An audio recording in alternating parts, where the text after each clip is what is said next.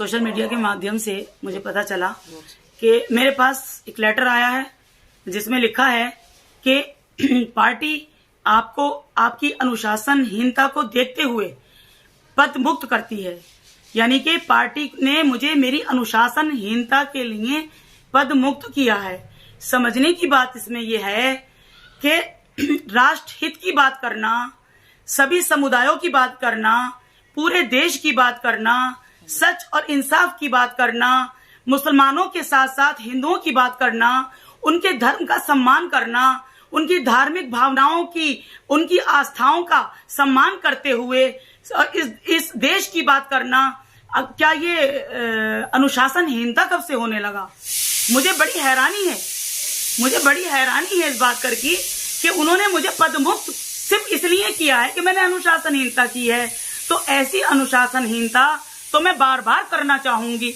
तो जाहिर सी बात है, मैं समाजवादी पार्टी में रहने का फिर मेरा कोई मतलब नहीं है। वो पार्टी मुझे रखेगी ही नहीं। आज पद से निकाला है, कल मुझे पार्टी से निकालेगी। तो ऐसी पार्टी में तो मैं खुद नहीं रहना चाहती, जहां मैं सच नहीं बोल सकती, जहां मैं अपने हिंदू भाइयों की बात नहीं कर सकती, जहां मैं इस देश की बात नहीं कर सकती, जहां मैं राष्ट्रहित की बात नहीं कर सकती।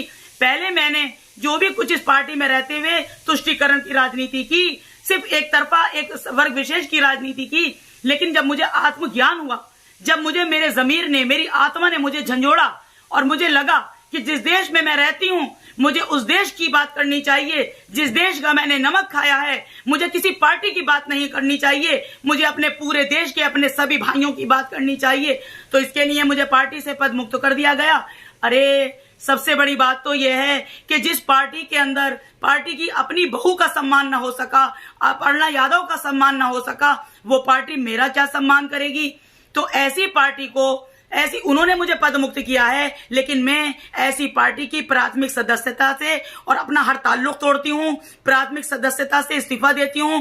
मैं ऐसी पार्टी में बिल्कुल भी रहना नहीं चाहूंगी। मुझे कभी कुर्सी का लालच न था, न है, न मुझे पद का लालच था, न है। मैं तो हमेशा से एक सोशल वर्कर की हैसियत से, एक लेखिका की हैसियत से, एक कवित्री की हैसियत से भी मैं हमेशा अच्छा काम करती रही हूं। लेकिन मुझे लगता था कि समाजवादी पार्टी में रहकर मैं अपने दिल की बात नहीं कर पाती थी, मैं अपनी आत्मा की बात नहीं कर पाती थी और मैं राष्ट्रहित की बात नहीं कर पाती थी।